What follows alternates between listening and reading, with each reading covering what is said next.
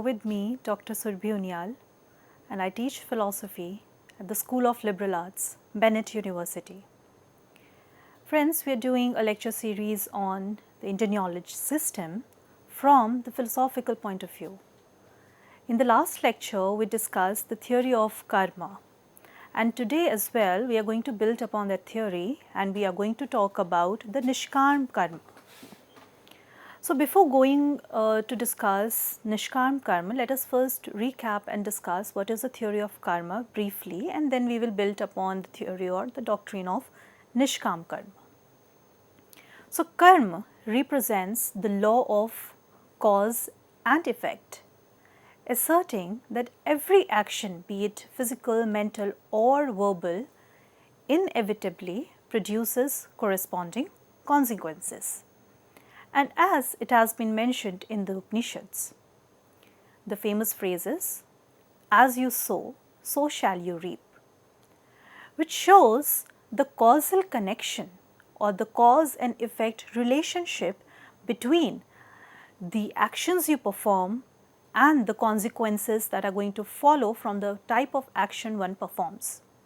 So, this statement highlights a universal law of cause and effect. That is, that every action that we undertake inevitably leads to a corresponding consequence.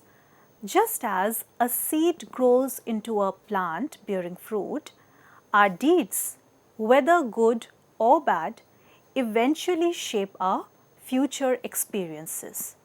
And this shows the necessary causal connection between the action and the consequences. So, the type of action one performs, the type of consequences one has to bear. Now, actions are of three types, or we can categorize actions or karma into three types, which are Sanchit karma, Prarabdha karma and Kriyaman karma. So, the Sanchit karma represents the sum total of actions, both good and bad actions performed in all previous lifetimes. So, this includes the actions, be it good or bad, that we have done in our previous lifetimes. Prarabdha karma then represents the portion of Sanchit karma which has ripened and it manifests in the current life. Kriyaman karma, on the other hand, refers to the actions performed in the present moment that actively shapes the future.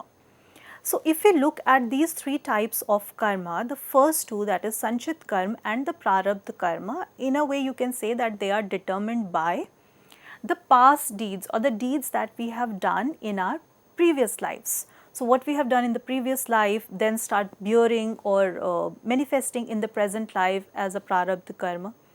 But it is the Kriyaman karma which is the type of actions that we are doing in the present life and which is going to shape the kind of future that we are going to have, because the kind of consequences that we have to bear in our future life would be determined by the actions that we are doing in the present moment or in this present life. So, herein we can say that there is an element of free will or freedom involved, wherein you can choose the kind of action you want to do and which would eventually shape the type of future you would be having, or that will be manifested in the kind of future you are going to deal with or have in your next life. So, that is the Kriyaman karma. Now, the doctrine of karma is intimately related to the concept of samsara, that is the cycle of rebirth. So, as we have seen the three types of karmas, the Sanchit, the Prarabdha and the Kriyaman karma, we can see that there is an intimate relation between the rebirth or the cycle of rebirth, because the kind of actions that we have done in the past are going to be manifested in the present life, and the kind of actions that we are going to do in this present life will have consequences in our future life. So, as actions necessarily or causally produces consequences for their doer, however, some consequences cannot manifest within a single lifetime. Therefore, they are carried forward to the next life, and therefore rebirth is seen as a logical implication of the karma theory. So, it is not just a religious concept, but it is also a logical concept wherein we can say that the type of karmas that we are doing, all the karmas are not able to manifest in the single lifetime. But since there is a necessary causal relationship between the action and the consequence, therefore, if the consequences are not manifesting in the present life, therefore, they will be manifested in the next life, and therefore, an individual is born again, or you can say the soul is born again to manifest or to bear the consequences of the actions that has been done in the past life. So, therefore, liberation is also closely connected with the doctrine of karma. Why? That as the actions performed without attachment to results, they would gradually free one from the cycle of rebirth. So, actions which are done without attachment to the consequences are called Niṣkāmakarmas. So, only those types of actions which are undertaken or which are done without the attachment to the consequences that it is going to follow is called Niṣkāmakarma. So, the word Niṣkāmakarma is derived from the Sanskrit roots Nish, Kam and Karma. So, Nish means without, Kam means desire and Karma means action.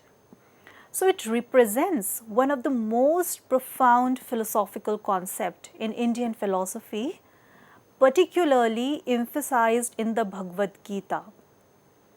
And it means, as has already been mentioned, that these are the type of actions which are done without the desire for a particular kind of consequence. Therefore, it is called Nish, Kam and Karma. So, Nish without, Kam desire, Karma means action. And this theory has been emphasized specifically in the Bhagavad Gita, though traces can be found in other texts as well. But it is in the Bhagavad Gita that this concept has been beautifully discussed in the conversation between Lord Krishna and Arjun. So, the ancient wisdom teaches us to perform our duties and actions without attachment to their outcomes or results. The concept challenges our fundamental understanding of motivation and purpose, suggesting that true liberation comes not from abandoning action, but from transforming our relationship with action itself.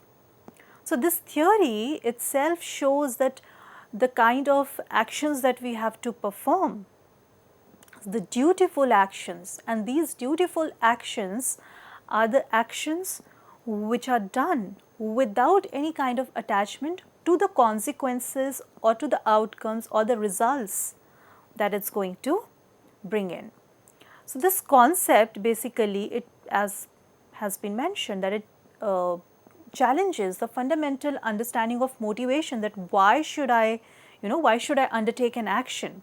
Because whenever we are thinking of performing an action, there is always a purpose, there is always a motivation, or there is always a result that we want to achieve, and therefore we undertake an action.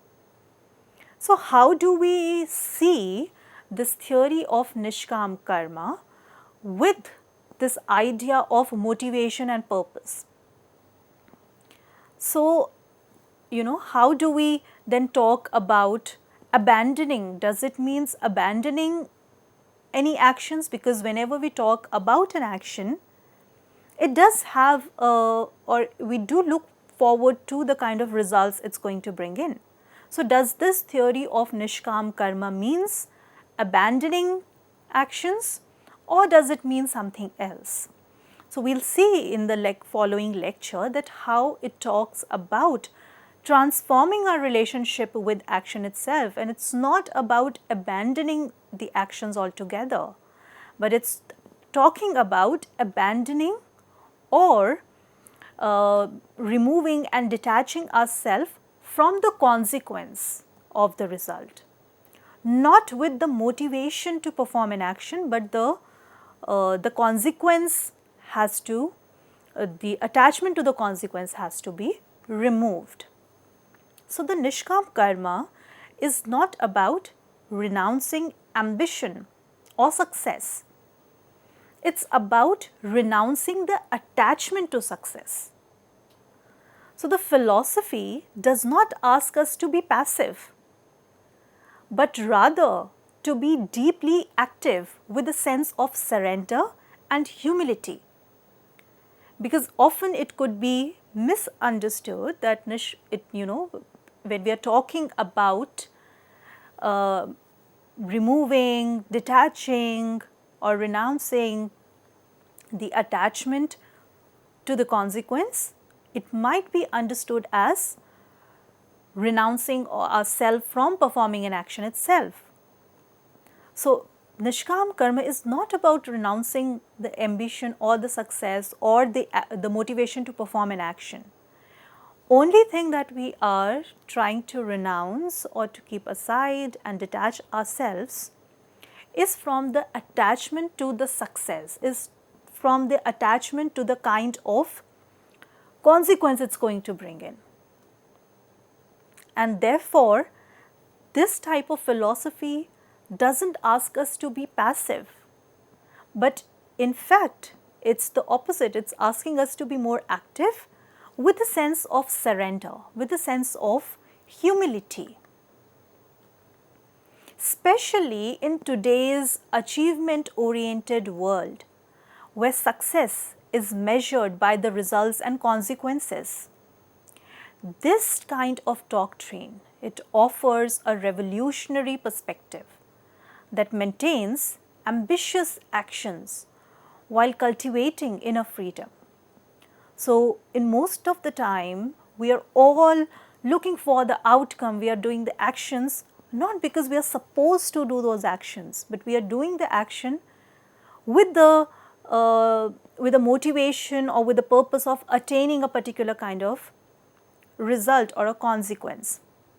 So, our whole success depends on the kind of result and outcome it produces, and therefore we are becoming more achievement oriented world. So, in this achievement oriented world, wherein everything is measured by the kind of results and outcomes, this theory of Niṣkāmakarma, it tells us, it gives a different perspective as to how we need to maintain actions or ambitious actions and do dutiful actions, but not just being focused to the outcomes and the results. So, the relevance of this ancient teaching has never been more significant than in our contemporary times, where stress, anxiety and dissatisfaction often stems from our excessive attachment to the outcomes and our inability to find peace within the process of doing, because we are only focused about the outcomes it's going to bring in. And in doing so, we do not enjoy the process of performing an action or doing that action. Instead, we are focused only on the result it's going to lead to, which in fact leads to such a kind of problems that we are facing in today's time related to stress and anxiety and dissatisfaction when we do not achieve the kind of result that we were looking forward to, which leads to dissatisfaction. So, now let us look at it more closely and let us take examples and the debates about Niṣkāmakarma that has been mentioned in the Bhagavad Gita, and that how this concept comes forward and how it is related to the other theories, like to the concept of dharma and to the concept of moksha, how Niṣkāmakarma is related to the concept of dharma moksha. So, the roots of Niṣkāmakarma can be traced back to Vedic period, but its most articulate description is found in Bhagavad Gita, where Lord Krishna instructs Arjun on the battlefield of Kurukshetra. So, it emphasizes on the aspect that actions must be driven by duty or dharma rather than the desire for reward. So, the whole idea has been brought up in, you can say, in the Vedic times as well, but the most articulate version of Niṣkāmakarma has been described in the Bhagavad Gita, wherein the dialogue between Lord Krishna and Arjun on the battlefield are taking place, wherein Krishna is trying to convince Arjun to fight on the battlefield and shows him the path of dutiful action and how the action that needs to be driven by duty rather than the desire for reward. So, Krishna introduces Arjun to the essence of action without attachment, urging him to rise above despair and confusion by performing his swadharma, that is, his righteous duty as a warrior. So, the Gita emphasizes that one's actions should be done as an offering to the divine, not motivated by personal ambition or the fruits of the actions, but by a deep commitment to the righteousness, which is dharma or duty. So, this whole idea comes in when Krishna is trying to tell Arjun that why he needs to perform his swadharma, what is swadharma and why he needs to perform his swadharma, which is the righteous duty as a warrior. So, being a Kshatriya, why Arjun needs to fight on the battlefield, and therein this whole discussion comes up. We will be discussing that further. So, it makes a crucial distinction between two fundamental approaches to action. So, one is sakarma, which is actions performed with attachment to results, and Niṣkāmakarma, which is actions performed without such attachments. So, these corresponds to what the text calls asakta, which is attached, and anasakta, which is detached actions. So, the actions which are done particularly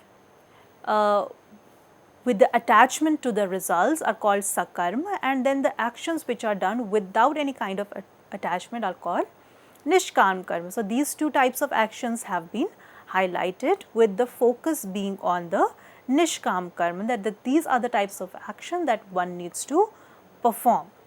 So, it does not signify the elimination of all desires per se, including the fundamental impulse to act. So, to remove even the basic drive towards action would then result in akarma, which is inaction, which directly contradicts Krishna's central teaching. So, rather than advocating withdrawal from action, Krishna's instruction to Arjun emphasizes wholehearted engagement in action, which is simply freed from personal attachment to outcomes. So it's not akarma or it's not inaction when one says that there has to be an elimination of desires.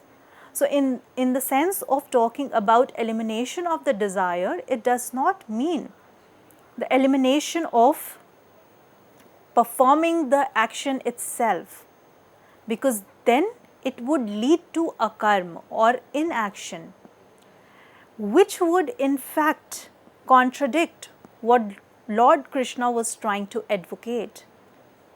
Because Lord Krishna was trying to advocate action, in fact a dutiful Niṣkāmakarma, and not inaction or akarma. So actions done wholeheartedly, but which are freed from personal attachment to the outcomes or the results.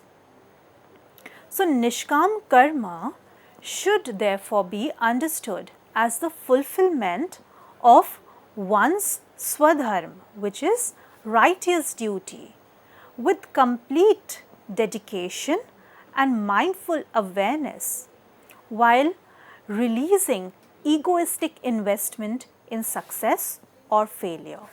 This philosophy does not promote passivity or withdrawal. And that's what we have been emphasizing again and again, that it's not about passivity. In fact, it is about being actively performing an action, but an action which is freed from any kind of attachment to the results. So within desireless action, purposefulness and intentionality remain fully present. There is still dharma to uphold, a service to render, and duties to fulfill. So it's not, we wouldn't say, or it's not that we are saying, or as it has been emphasized in the text, it's not about having, with no doing action without any kind of intentionality. There is purposefulness, there is intentionality, but what kind of intentionality it is? The kind of intentionality and the purposefulness that it has is to uphold the dharma, is to do service to render, and duties that needs to be fulfilled. So that is the purpose. The desirelessness is towards the outcome, but there is purposefulness and intentionality, which is to do an action out of one's duties and towards the service to the society. So what dissolves is the ego's craving for personal benefits or validation.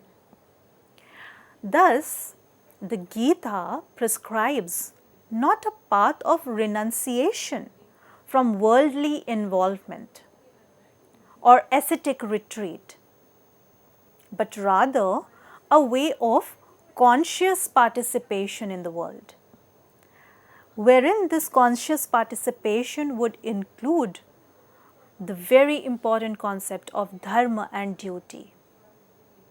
But it requires the removal or dissolving one's ego's cravings, and those ego cravings for the personal benefits and for the validation. That needs to be dissolved.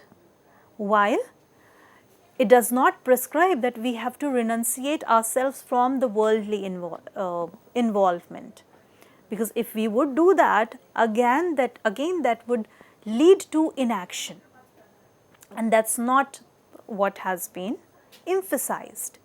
So there has to be an involvement with the worldly life, but it has to be a conscious participation. So we will discuss this further, and we will take up different verses and from different chapters and talk about the arguments given by Lord Krishna to Arjun from Bhagavad Gita, and then try to understand how this concept comes in, the whole argument and the discussion that Krishna and Arjuna is having, and how then can we relate the idea of Niṣkāmakarma to dharma and to moksha. So, stay with us, we will discuss the chapters and verses from Bhagavad Gita in the coming up lecture. Thank you.